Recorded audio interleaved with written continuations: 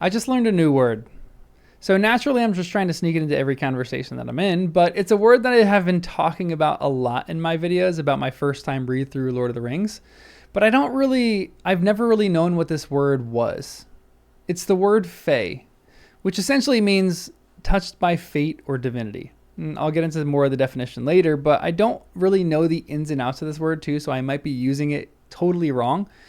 Because I remember the first time I learned the word haste in elementary school. I wrote the sentence, I haste to the supermarket rather than I make haste to the supermarket. So, this word might be used in a different form or function. So again, I might be using this term wrong, but I think this idea is all over the pages of Tolkien's Lord of the Rings, especially in the latest chapter that I was in, where they're discussing the purpose of Gollum. Now, let's break down the actual definition of this word before we get into some of the actual writing of Tolkien. Merriam-Webster has a number of them, and they are marked by a foreboding of death or calamity, able to see into the future, visionary, marked by an otherworldly air or attitude. And J.R.R. Tolkien uses this in a really incredible way. I feel this with certain characters where he writes them, and it's not like the characters are infallible and everything they do is divinely ordained. It's more like they have a touch of divinity on them for a moment. It feels like this with Faramir. He's just so wise, and the whole movement of Frodo running into Faramir in the middle of Ithilien just seems to have this idea of divine touch all over it. But the one I want to talk about most in this is the idea of Gollum.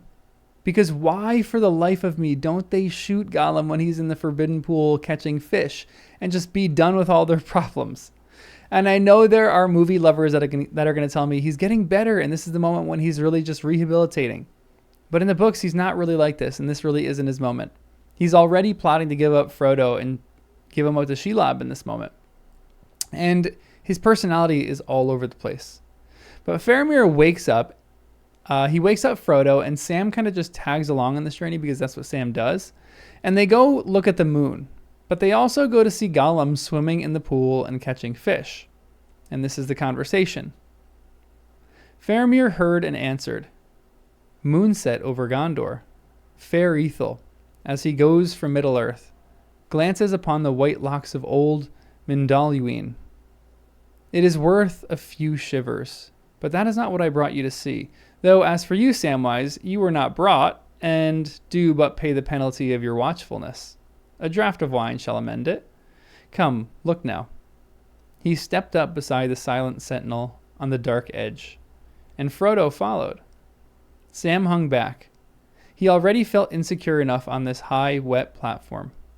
Faramir and Frodo looked down. Far below them they saw the white waters pour into a foaming bowl, and then swirl darkly about a deep oval basin in the rocks, until they found their way out again through a narrow gate, and flowed away fuming and chattering into calmer and more level reaches. The moonlight still slanted down to the fall's foot and gleamed on the ripples of the basin.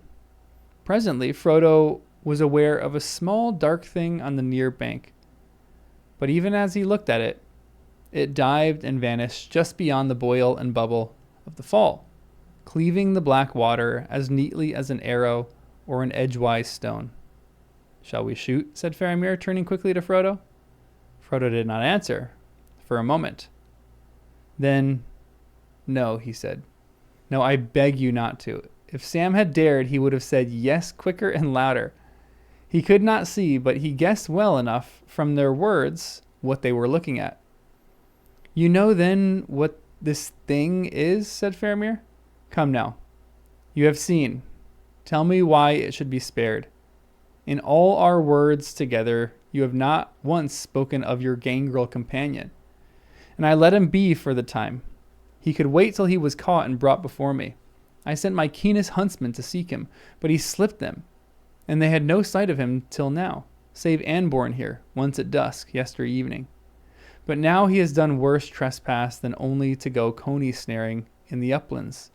He has dared to come to Henneth a noon, and his life is forfeit. I marvel at the creature, so secret and so sly as he is, to come sporting into our pool before our very window, Does he think that men sleep without watch all night? Why does he so? There are two answers, I think, said Frodo. For one thing, he knows little of men, and sly though he is, your refuge is so hidden that perhaps he does not know that men are concealed here.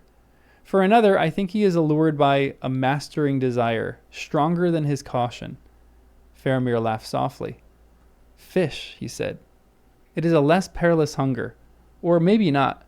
Fish from the pool of Hennethanoon may cost him all he has to give. Now I have him at the arrow point, said Anborn. Shall I not shoot, Captain? For coming unbidden to this place, death is our law. Wait, Anborn, said Faramir. This is a harder matter than it seems. What have you to say now, Frodo? Why should we spare? This creature is wretched and hungry, said Frodo, and unaware of his danger.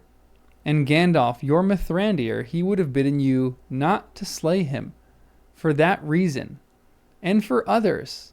He forbade the elves to do so. I do not know clearly why, and of what I guess I cannot speak openly out here, but this creature is in some way bound up with my errand. Until you found us and took us, he was my guide. Now, this is the line that I was talking about. Frodo does not allow them to kill Gollum, mainly because Frodo is a decent hobbit, and he doesn't spill blood unneeded, but also because of the words of Gandalf. And Gandalf said this earlier on in the story when he was talking with Frodo in one of the first and the earliest chapters in this book about Gollum and just his possession of the ring, and he just gave a deep dive on the background of Gollum. He says, For even the very wise cannot see all ends. I have not much hope that Gollum can be cured before he dies, but there is a chance of it, and he is bound up with the fate of the ring. My heart tells me that he has some part to play yet, for good or ill, before the end. And when that comes, the pity of Bilbo may rule the fate of many, yours not least. So this rings around the head of Frodo for the entire chapter, and I think it actually rings around our head too. Does Gollum have some larger role to play in this story? Is he touched in some way by divinity? And that Smeagol's story seems wildly coincidental if you know anything about it. I think, and I might be wrong about this because I'm, reading it for the first time, which I think you should subscribe for more of my thoughts as I read through this for the first time. And I am also getting things wrong, so I might not remember everything, but I think Smeagol's freedom from Mordor was strange. He seemed to be set free, but also escaped at the same time. It feels like Smeagol thinks he escaped, but this was really the plan of Sauron all along. Sauron knows the power of the ring and likely knew how it would draw Smeagol. And so Smeagol just happens to run across the Fellowship as they journey through Moria, which is more than coincidental. Smeagol, I believe, was really just in Moria because it felt like home in the Misty Mountains, and he was looking for a good place to live. What better place than Moria? And the time he gets there just happens to be the time that the company rerouted through Moria. It seems a little too coincidental. It's almost like Gandalf recognized that Gollum's life just seems a bit too strange for them to just go and kill him and get rid of him. Because there's another moment in this chapter where Frodo thinks this, and he refuses to want to kill Gollum. The book says this: only one true shot and Frodo would be rid of the miserable voice forever. But no, Gollum had a claim on him now.